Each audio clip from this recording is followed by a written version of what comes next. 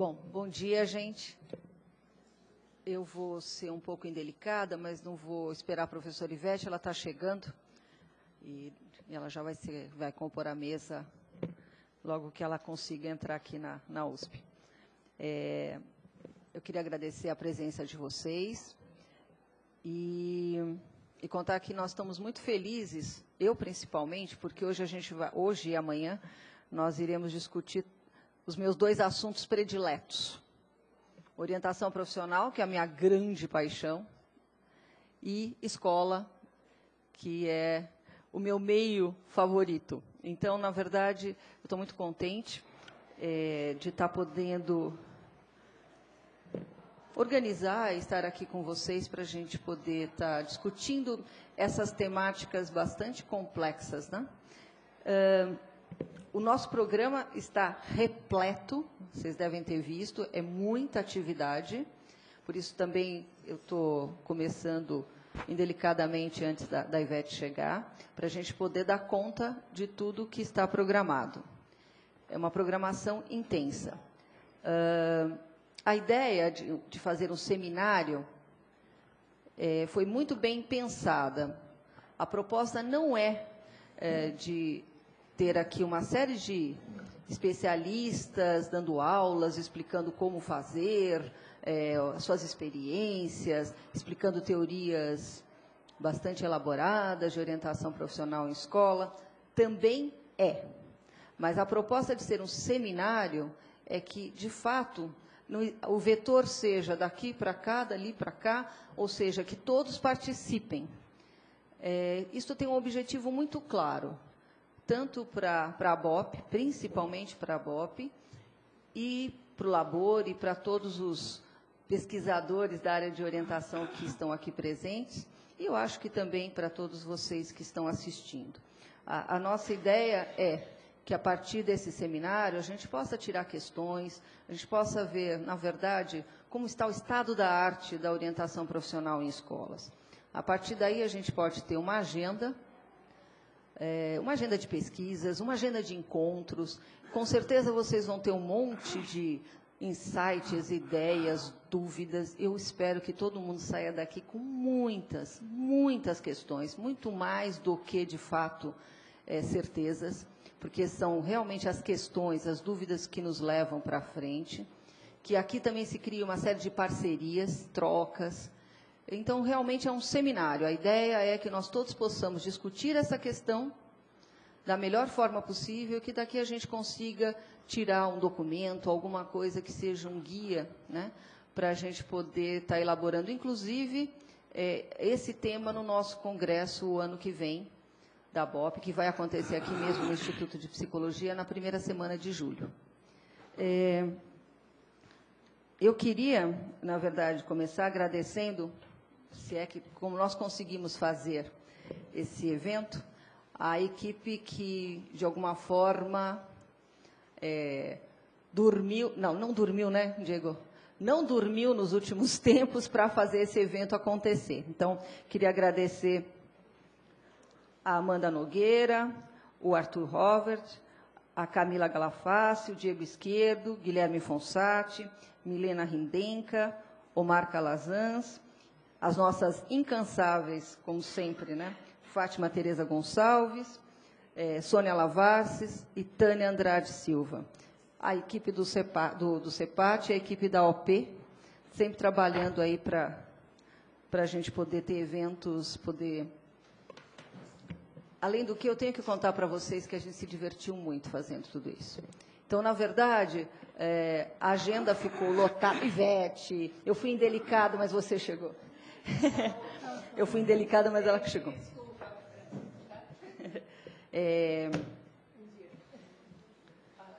Me perdi agora que eu estava falando. Bom, mas não importa. Então, na verdade, assim, a ideia é que, quando a gente foi fazer a programação, a gente tinha pensado uma coisa bem mais simples do que acabou sendo. Mas aí falava, não, a gente precisa ter um tempo para as pessoas discutirem. Então vamos fazer os GTs? Vamos. A gente precisa ter umas palestras. Vamos fazer? Vamos. A gente precisa ter minicurso. Bom, tudo que a gente quis está aqui. Então, isso quer dizer que nós vamos trabalhar muito esses 2 dias. Então, vai ser muito intenso. E eu espero que todo mundo aproveite bastante, que as trocas possam ser bastante efetivas. E essa mesa de abertura, uma mesa de boas-vindas, é composta pela professora Lucy Melo Silva, da USP, de Ribeirão, depois eu faço as devidas apresentações, né? E a professora Ivete Pirra Lehmann, também, aqui do Instituto de Psicologia.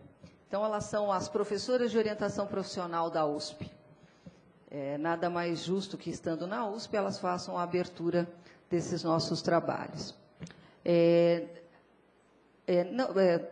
Aqui, pensando um pouco nas falas e tudo mais, a gente combinou que nós não vamos ser gentis com a Lucy, Ivete, começamos por você, porque acho que assim as falas ficam mais concatenadas, não é, Lucy? Na sequência. Então, vou passar a palavra para a professora Ivete Pirra Lehmann, professora titular do Instituto de Psicologia da USP, a responsável por todas as disciplinas ligadas à orientação profissional, chefe do Serviço de Orientação Profissional da USP, chefe do Laboratório de Estudos sobre o Trabalho e Orientação Profissional da USP. A Ivete também é membro da Sociedade de Psicanálise. E a nossa chefe. Nada mais... É o cacique, isso. Então, com vocês, a Ivete. Você quer preparar o pendrive, alguma coisa? Não.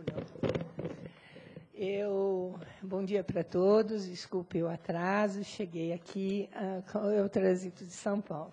Em todos os casos, eu estou muito feliz de estar aqui hoje, participando dessa mesa, vendo o quanto a importância de congregar os professores, os educadores, os orientadores profissionais dentro de um espaço onde, que nem a Conceição falou, começa a se tornar importante essa rede de profissões interdisciplinar que possam visar a orientação profissional como acompanhando e reatualizando e refletindo dentro de processo tão vivo e tão importante, tão problemática, que a todos nos atingem direta e indiretamente, e que, para nós, retomar a orientação profissional muito voltando às suas origens, se relacionando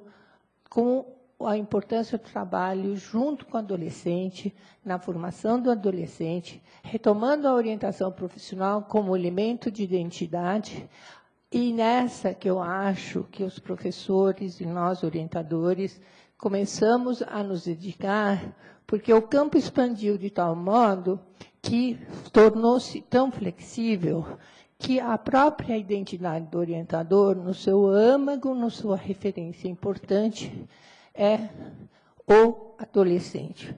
E escolher para o adolescente é uma questão de identidade, é um futuro que ele estabelece com essa sociedade, que tipo de cidadão ele vai ser e que tipo de sociedade a gente está formando.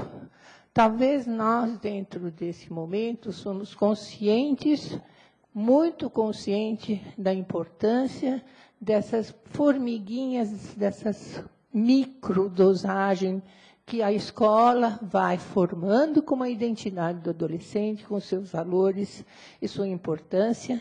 O papel do professor dentro da formação e da passagem de valores e da representação do social, e que a gente aos poucos foi anulando e precisando resgatar esse espaço como identidade e a importância do nosso papel.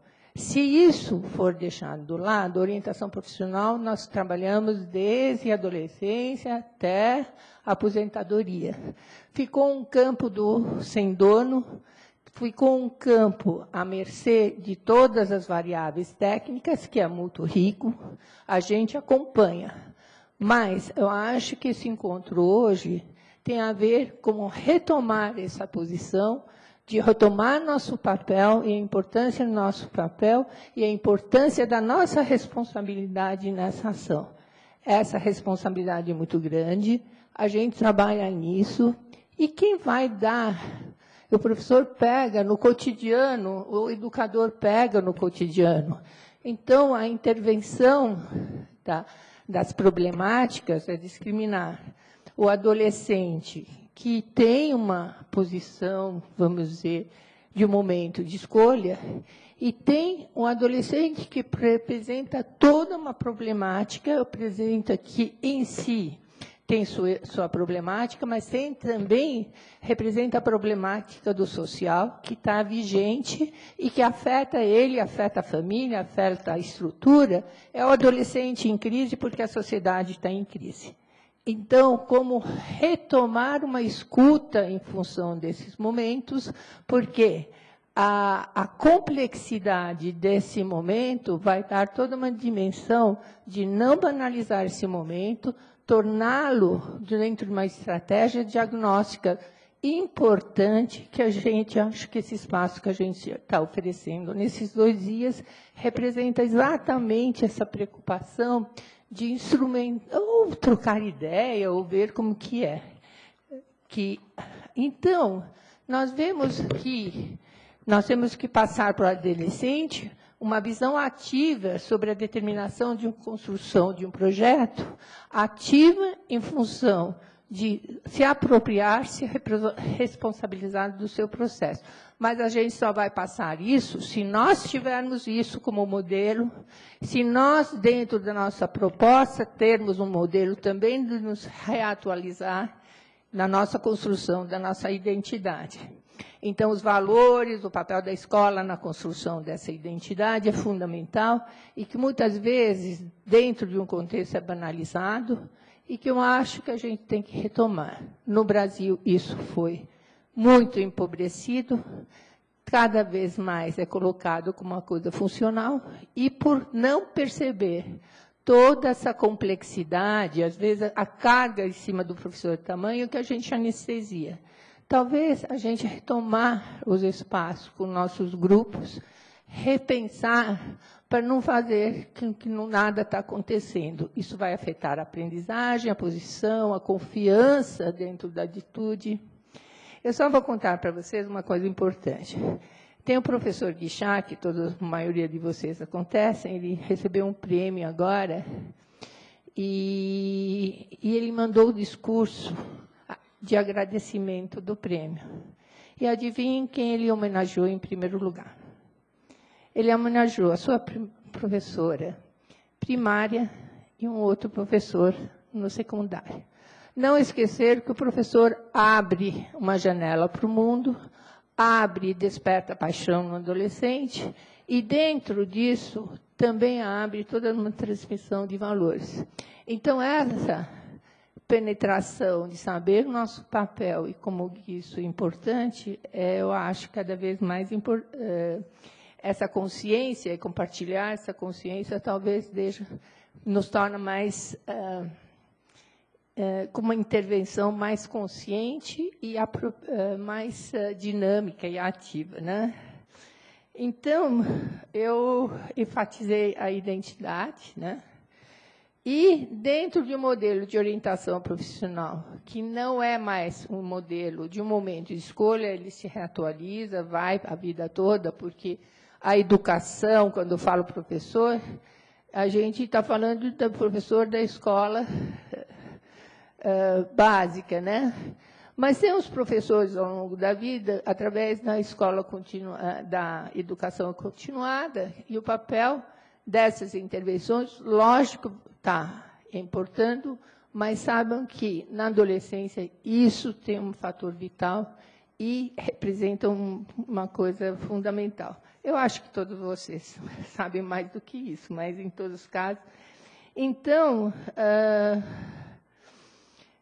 eu estou muito contente de encontrar vocês, abrindo esse espaço, como a Conceição falou, está congregando um monte de espaços e problemáticas que talvez a gente tente abrir e que tenha um futuro ou um momento de elaboração que possa agregar uma rede entre nós, uma rede de referência, porque nosso trabalho é muito solitário. Muito obrigada e sejam bem-vindos.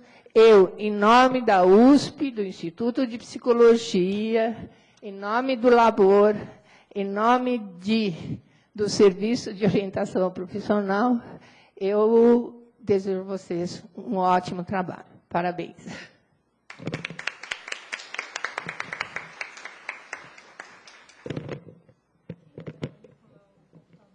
Obrigada, Ivete. Se chama Guilherme? Guilherme que estava cuidando disso. Bom, acho que ele... Bom, agora com a palavra a professora Lucileal Melo Silva, professora livre-docente da Universidade de São Paulo, uma pesquisadora emérita da área. Luci é uma batalhadora da área de orientação profissional, uma guerreira, editora da revista da ABOP, sem a qual, né, eu acho que a nossa área estaria muito empobrecida, e a Luci faz da revista a vida dela.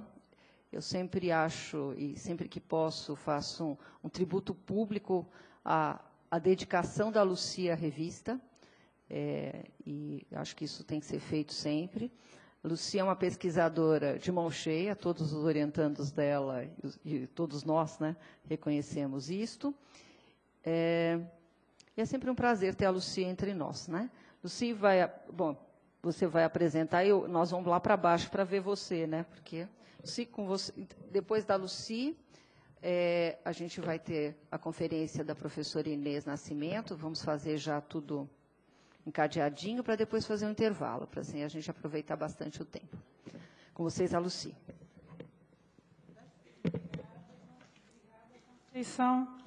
E é um prazer ver uma audiência tão grande e qualificada e com um foco tão específico como é o do evento de hoje, específico por se tratar da orientação profissional na escola. E, ao mesmo tempo, tão ampliado que eu acredito que nós vamos ver bastante outras experiências aqui, outras ideias. Acho que aqui eu não cubro. Vou passar para cá. Seguinte, por gentileza. O quê? Pelo teu? Ah, pode ser. Deixa eu ver, eu dou conta. Não.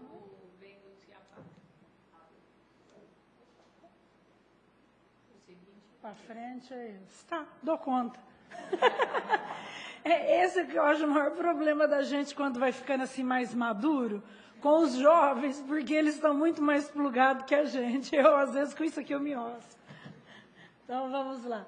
Eu pensei muito que a Conceição fez o convite para fazer a abertura. O que falar nessa abertura? Aí eu pensei no que a gente tem conversado esse tempo todo para organizar esse evento, nas trocas e na própria programação. O que eu pensei para preparar o trabalho? O que a orientação profissional tem a ver com as escolas e teria a ver com as perspectivas de orientação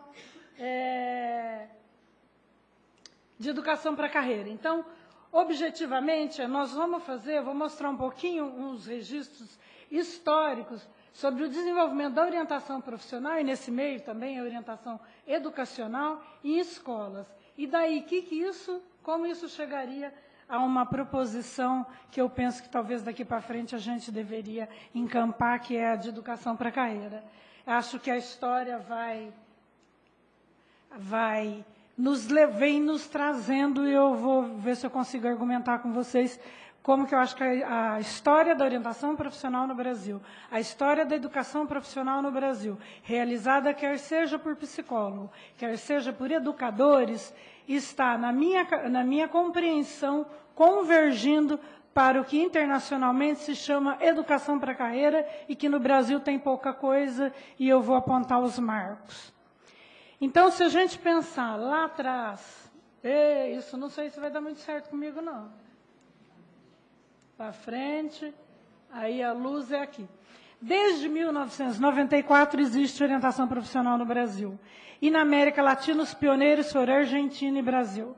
E quem que fazia orientação profissional? Um engenheiro, Roberto Mange, em escolas técnicas, com o objetivo de selecionar e orientar jovens para cursos profissionalizantes. Nós temos a história, em 1931, orientação profissional, criado pelo Lourenço Filho.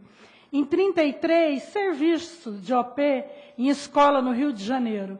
Em 1937, orientação profissional era feita no Senai, instrumentos, testes foram criados por equipes de Senac e Senai, o Sistema S, para encaminhar os alunos para cursos profissionalizantes.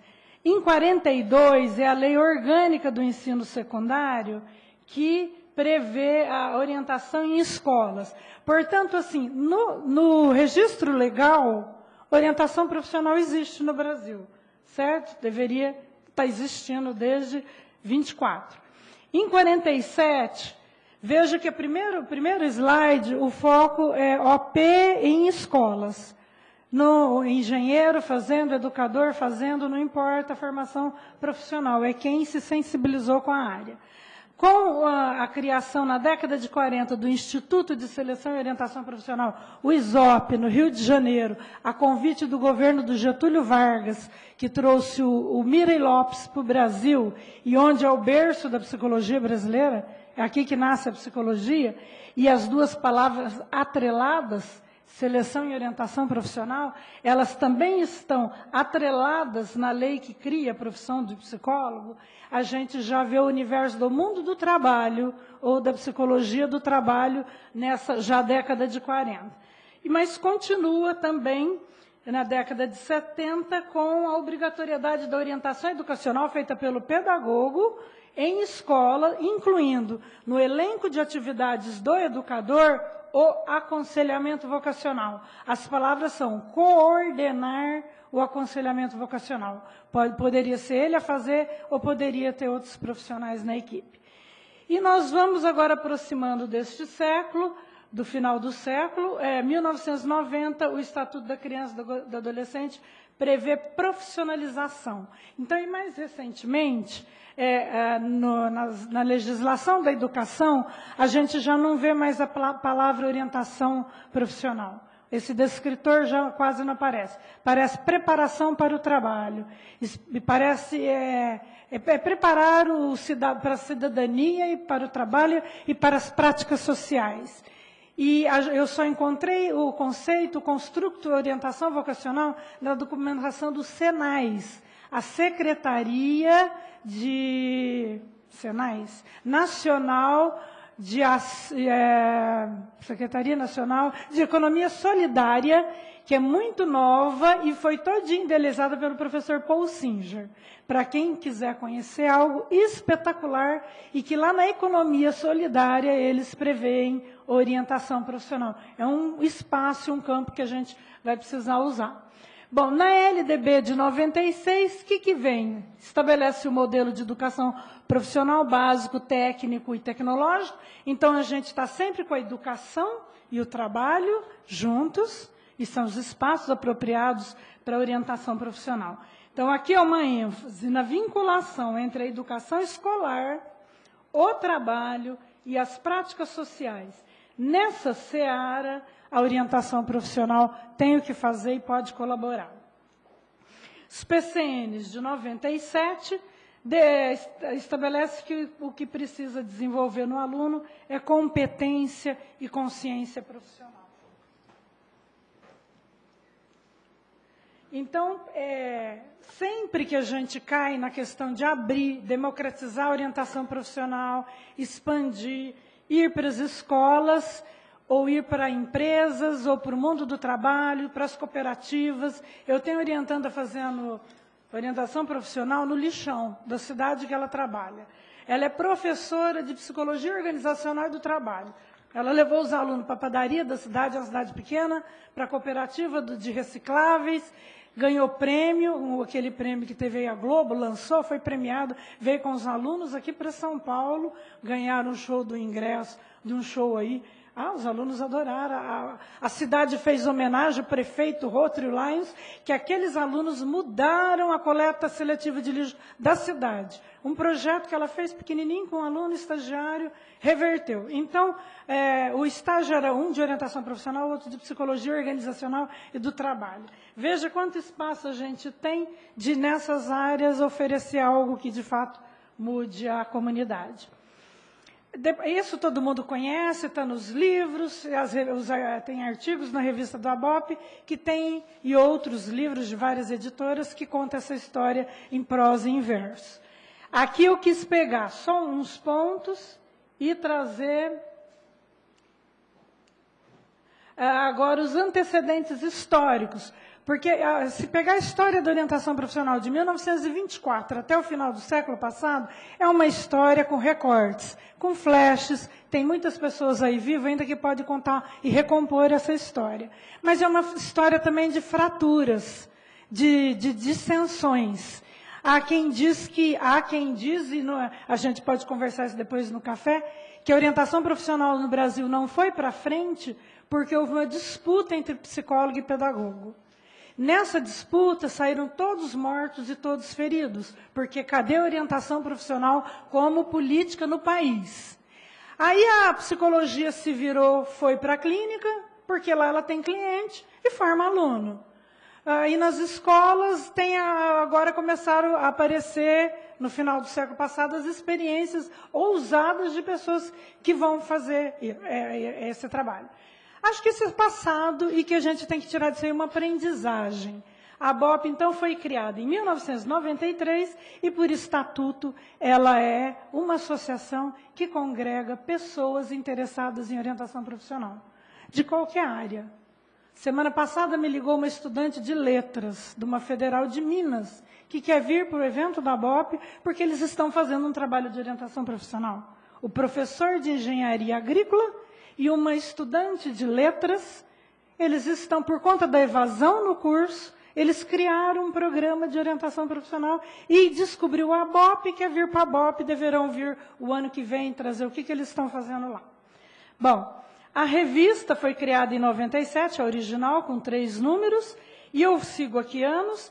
2001, o germe desse encontro de hoje é de 2001, um simpósio que o grupo daqui fez de orientação profissional em escolas, e que a gente ouviu os psicólogos que trabalhavam em São Paulo e no ABC sobre como eles estavam desenvolvendo essas práticas, quais as vantagens e as desvantagens, se no currículo, se extracurricular, e aí vai ligar com, depois da apresentação da Isildinha, estratégias infusivas, aditivas, e a gente então vai vendo gente que foi fazendo trabalho. O negócio, acendeu. A revista Labor, em 2001, lança o número 0, que tem relatos de escola, e daí para frente alguns capítulos de livros, o livro da Zandri, tem algum livro sempre com alguma prática em escola, a Luciana Valori tem várias no Paraná, e a região aqui de São Paulo tem bastante. A revista da ABOP volta com uma nova configuração em 2003. E ela está aqui só como marco para depois eu dizer o que tem nela de educação para a carreira. Considero um antecedente contemporâneo, e acho que a gente tem que se pegar nos antecedentes contemporâneos e ir para frente, é uma reunião que aconteceu em 2007, olha, eu tenho até a data e o mês, no Colégio Pio XII, na gestão da Rosane Levenfus, e a próxima presidente seria a Fátima, que foi um encontro de especialistas da orientação profissional. 24 especialistas. Isso está publicado, tem as pessoas e está registrado aqui, porque nesse evento nós estamos discutindo competências do orientador profissional. Mas nós trabalhamos com um guia para decisores que a OECD fez e que tem uma versão em português, eu trouxe de Portugal, e foi feito fotocópia para todos. Meu desafio aqui é, quem estava aqui, por favor, quem estava nesse evento, recupera esse documento, tira xerox e dá para todos os seus orientadores, seus orientandos. Eu mando de novo? Eu mando de novo, tem que xerocopiar para não correr.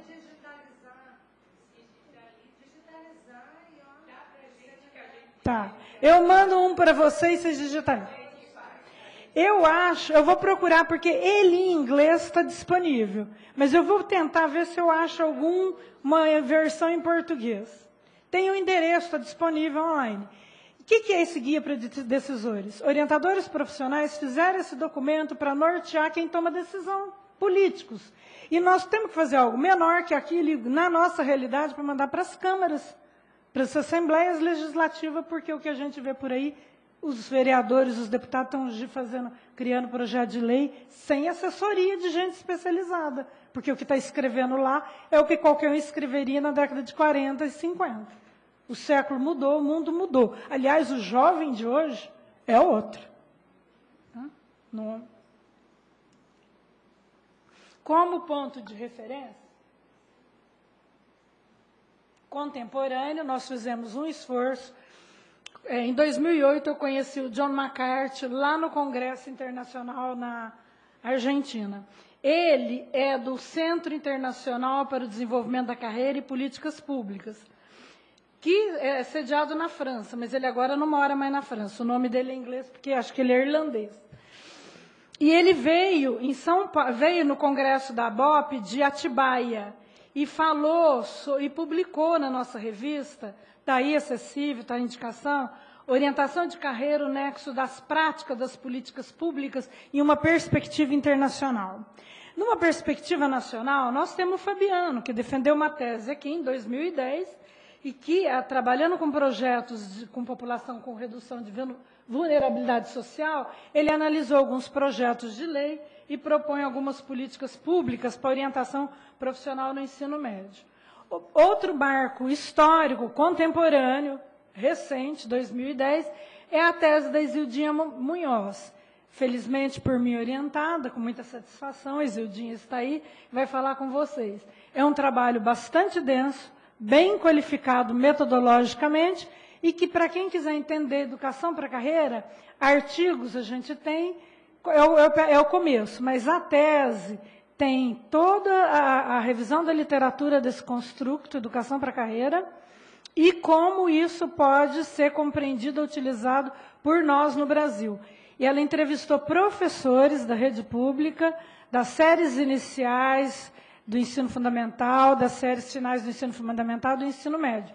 E as representações sociais dos professores sobre orientação profissional são fantásticas. Nas palavras deles, muitos deles já fazem informalmente educação para a carreira. E educação para a carreira é muito mais que orientação profissional. E educação para a carreira rompe com os pré-conceitos que se tem com orientação vocacional e com teste vocacional. Rompe, é uma ruptura com isso. É educação para a carreira em todos os anos do escolar. Atividades dentro do currículo, fora do currículo, feito por psicólogo, feito por educador, por professor. São muitas ações. E se a gente quiser voltar para a escola com respeito e com vontade de contribuir com a escola, e não ir lá só fazer a crítica institucional e culpabilizar professor pelo fracasso do ensino, nessa direção a gente não entra. Ninguém quer nem ver psicólogo pela frente. De outra forma, a gente entra. Para ajudar a resolver problemas de aprendizagem, disciplina, relacionamento professor-aluno e orientação profissional, seria um dos itens dentro da psicologia escolar. Bom, nessa direção de pensar em caminhos, a gente também fez, o ano passado, organizou 5 GTs no Congresso. Um deles era sobre a interface entre a orientação profissional, educação e psicologia escolar. E 2 deles abordavam políticas públicas. Se juntarmos a produção do trabalho, as reflexões desses 3 GTs, a gente vai confluindo para o desenvolvimento que vai acontecer aqui hoje. Então, meu objetivo agora eu vou passar mais rápido até os objetivos, Jesus! É mapear a situação de projetos de leis, alguns que eu levantei, mas sinalizei algumas palavras para a gente fazer o raciocínio. O que tem de educação para a carreira na revista da ABOP e o que a gente pode tirar uma proposta minha inicial aqui, que se acharem vai para a plenária amanhã, ampliada, debatida, modificada, mas a vida segue o curso. Nós fizemos uma busca no Google com os descritores, lei federal de orientação profissional, lei estadual, lei municipal, lei federal de orientação vocacional, estadual e municipal de orientação vocacional. E pusemos a palavra projeto também. Se você vai no Google, você chega a 220 mil resultados. Aí a gente não estava satisfeito, fomos para os sites das assembleias estaduais. Quais as leis que existem, dos 26 estados brasileiros. E pegamos projetos, tem tramitação, tem em vigor e tem arquivado. Eu deletei os arquivados, fiz uma seleção só dos últimos 5, 6 anos, dos em tramitação. Então, veja bem, nós temos lá... E da revista eu procurei a palavra-chave educação para a carreira. Nas leis federais, nós temos, não sei se a gente está sabendo, que tem um desse ano em tramitação. O que está lá dentro? O meu orientante que fez, botou o nome, partido político. O que ele propõe? Orientação vocacional. E para alunos do ensino médio. Tem um de 2011... que torna obrigatória a orientação vocacional nos processos de escolarização e profissionalização do adolescente em regime de semi-liberdade. Então, é população específica. Um para a população, universalização do acesso, o outro para uma população muito específica. Tem que ter, mas quem propõe tem que ter clareza que uma proposta são projetos que atingem a que população, a maior de ensino. Tem para trabalhadores, teria que ter, e teria que ter aí para as populações específicas, as várias. Né? Tem projeto de lei que já está em vigor, é interessante. Os que eu encontrei em vigor são para populações mais específicas ainda. Portador de deficiência, para reabilitação profissional. Mas vem, olha a lógica, são programas para capacitar para o trabalho. Ai, gente, eu sou muito atrapalhada com isso aqui. Aí, os testes de aptidão profissional.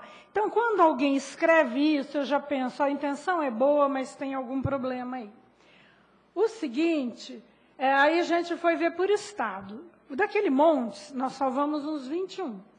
E aí você vai ver, está pipocando, tem projetos tramitando no Brasil inteiro, em todos os estados. E tem estado, fora do eixo Rio-Sul, com proposta bastante interessante. Até melhor, eu acho. No Ceará, está tramitando um, mas na mesma lógica. É a aplicação gratuita de teste vocacional no ensino médio. Na Bahia, tem um também para teste vocacional no ensino médio. Tem um no Paraná para os colégios públicos, mas aqui é Semana de Orientação Profissional. Tem em Goiás para programas de orientação vocacional e profissional no ensino médio, com duração de pelo menos 120 horas, desenvolvida em 3 anos do ensino médio. Essa proposta é mais ampliada do que uma semana, do que teste, do que só... já prevê um tempo maior. Em Minas, tem orientação vocacional e profissional para alunos do ensino médio. Peguei só os objetivos. Mato Grosso, tem a criação de um programa de incentivo vocacional e para a idade entre 12 e 21 anos. É uma faixa que dá para implementar a educação para a carreira. Em Roraima, tem vocês vão ver que repete, teste vocacional e ensino médio. Às vezes muda um pouco a palavra. Por exemplo, tem esse de São Paulo, que o grupo daqui está acompanhando, que diz que vai ter um caráter extracurricular e interdisciplinar. Eu acho que isso é interessante, diz todos. Aí nós vamos, Goiás, ensino médio, teste vocacional, Minas, um caráter extracurricular, mas para educação para jovens e adultos. Então, já abre um pouco. Maranhão, ensino médio. Aqui, alguns deles exigem a formação superior. Um é psicologia, tem outro que fala que é pedagogia. Depende de quem, como é que está feito. Mato Grosso do Sul, teste vocacional ensino médio. Pará, teste vocacional em escolas públicas e privadas. Foi o primeiro que eu achei que também obriga privada. Maioria para escola pública. E aí, o que é o problema? Quando um gabinete de um vereador de uma cidade do estado de Santa Catarina me escreveu porque eles queriam fazer um projeto de lei. Só que aí a regra, o que o prefeito disse é, só se não gastar dinheiro. Aí eu dei detalhe, ela me perguntou, pode ser feito pelos psicólogos da saúde? Aí eu respondi, os psicólogos da rede de saúde estão conseguindo atender a todos que precisam? Está sobrando psicólogo? Está sobrando carga horária? Não me responderam mais, a conversa parou aí.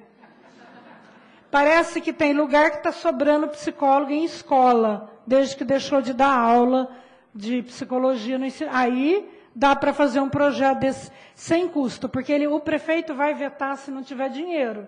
Tem que pensar isso também. Na revista, e eu já estou caminhando para o fim, eu encontrei 2 artigos, e aí recentíssimos, de autoria brasileira, que aborda a questão da educação para a carreira, e 2 de autoria portuguesa. O de autoria brasileira é da Carvalho, Tatiana Oliveira Carvalho, que é do Maranhão. Eu, como editora, fiquei tão feliz de ver gente que eu não conheço, de outros cantos do Brasil, pensando o que a gente anda pensando. E a Marinha Araújo Cleis é professora de psicologia escolar. Eu depois fui até ver o currículo, muito gabaritada, da UNB. E ela, o que a orientanda dela queria discutir? A convergência da psicologia e a escolar e a orientação profissional. Isso aqui vale ouro. Vale ouro, eu acho, vale para mim mais ouro, porque não foi gestado por nós. Outras pessoas estão plugadas, estão conectadas e estão pensando, e a gente é com essas ideias diferentes no Brasil imenso, que a gente pode fazer pontes e desenvolver ideias para que a gente possa colaborar com as escolas. Não é só criar a vaga do orientador profissional, reserva de mercado para profissional X, Y, Z. Não é isso, é contribuir com a escola, contribuir com a educação. Então, tem o resumo, mas está disponível na revista. O outro, claro, eu não vou precisar nem dizer nada, é o trabalho da Isildinha, e ela tem um momento especial para falar com vocês do trabalho dela.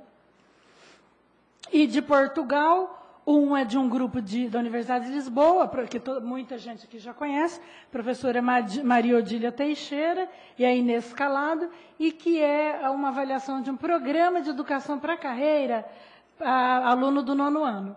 Esse outro é da Margarida Dias Pocinho, acho que é da Ilha da Madeira. Não tem, a Inês reconheceria. Mas lá no artigo tem de onde é. E olha, educação, carreira, o assunto, no ensino fundamental, nas séries iniciais.